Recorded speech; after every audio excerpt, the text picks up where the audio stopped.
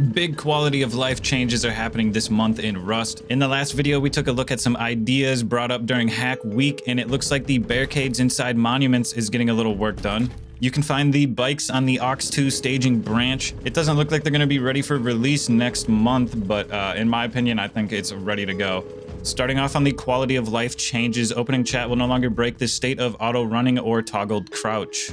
After you've input the code to a code lock, you're able to press R on future code locks to put the code in automatically. This is being sped up by 2.5 times. Electricians rejoice, the medium battery has been reduced in size and will be placeable under half-height walls. Even better than that is the changes that are happening to the conveyor. The filters that you can set are now being increased to 30 from 12, and the search menu size has been increased to 24 from 5. After selecting something from the menu, it will no longer close and will remain open as well, making it easier than ever to set filters. Long gone are the days of industrialists having to look at this ugly piece of work. Wire slacking is finally on staging for testing, but it's not working 100%, but look how nice this is. Just imagine that it's working, all right? Beautiful. Some other changes to wiring include when you right-click, it will no longer accidentally delete the entire line and will go segment by segment like it's intended to do. The ability to wire around vehicles has also been fixed, and I can't say I've placed an electrical branch around a minicopter recently, but it appears as though it's also easier to build around vehicles as well. If you've played Rust this past month, you'll know that horses get stuck on walls and you can't do nothing about it, but don't worry, the tail is now textured properly and looks really good. I'm just messing around with you. You'll be able to walk backwards on horses soon, fret not, they shall be saved. Another annoying issue where it looks like whatever you're swinging is hitting something, but you're just swinging at the air, has been fixed. The electrical furnace will no longer have a turn on or turn off inputs on the side of it. It will now automatically turn on or off depending on whether or not it's powered, and also the manual control to turn it on will be removed. This should fix a couple of annoying things that happen with electrical furnaces. Soon you'll be able to pick up water purifiers as long as both containers are empty. You'll be able to throw water out of a jug at 100 milliliters instead of 1,000, making it easier to manage the water of your crops. All the greenberry haters are going to be quivering in their frog boots because the anti-rad teas are getting buffed. It's now 15, 30, and 45% rad protection from them. The mixing table is also receiving a little bit of an update. The recipe list has been increased from 4 to 8. All of the basic teas have been reordered so they're shown next to each other, and you will now be able to craft HV ammo and incendiary ammo inside of the mixing table as long as you have the BP for them. The laser detector will now detect things at the end of its range. Before it was only 4 meters, and now it goes all the way to the end of it. A change to the way door controllers work has been made. When you flip a switch and power a door controller, it opens your door. You can now take the pass-through and plug it directly into the close to do the opposite.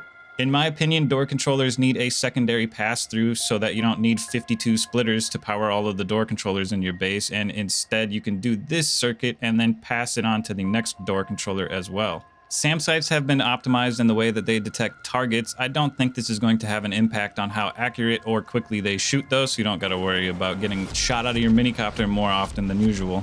Spooky speakers are spooky, and they can now be controlled under the voice props volume slider.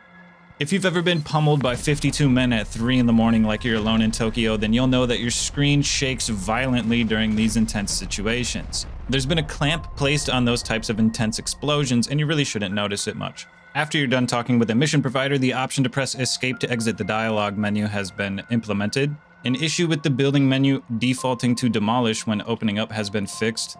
The salvage hammer is receiving a buff. This tier 1 item will now do 60% of the DPS that the jackhammer does, and it will destroy 35 HP barrels in 1 hit and 50 HP barrels in 2 hits. It is now better than every other melee tool besides the jackhammer, and will also do bonus damage to deployables. There's also been some work done on a path for things like the cargo ship event so that you can see where it's going on the map, and this is probably also going to be applied to the ferry that will dock at the ferry terminal in the future for the Nexus system. There are 2 paths around the harbor, and one of them is for when it docks, and once a cargo ship has docked, the harbor path will disappear, which is another form of knowing if it's docked at that harbor or not. The occlusion culling and level of detail collapsing that occurs from a distance for players is being optimized, which should help increase performance. Basically, when monuments are very far away from you, the detail of them gets combined into more simple shapes so that it's easier on your hardware to render them in. And once an object is out of the view of the player blocked by another object, it is no longer rendered. This is a Hack Week project, but it looks like there's been a ton of commits outside of Hack Week towards this, and if implemented into other monuments that need it, it should help increase performance.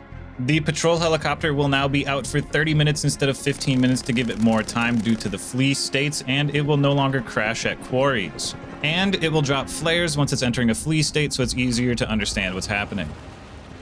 There's been an update to cinematic entities, including a green, blue, and white backdrop, multiple colors of light sources, as well as a light shield. A command has also been added to visually disable these while still having them exist in the world. This is going to be a massive resource for creators or just anybody who enjoys this type of thing. The hood and cuffs and the seismic sensor are making good progress, as well as the traveling vendor, although I don't have anything to show you guys visually as there's nothing on staging for that yet. If you haven't caught up on my previous Rust update videos, I recommend you do so. There's a playlist on screen right now, as well as a link in the description. That's all I got for you guys today. Let me know what your thoughts are on these changes in the comments below. Leave a like if you enjoyed the video, leave a dislike if you didn't, and I'll catch you in the next one.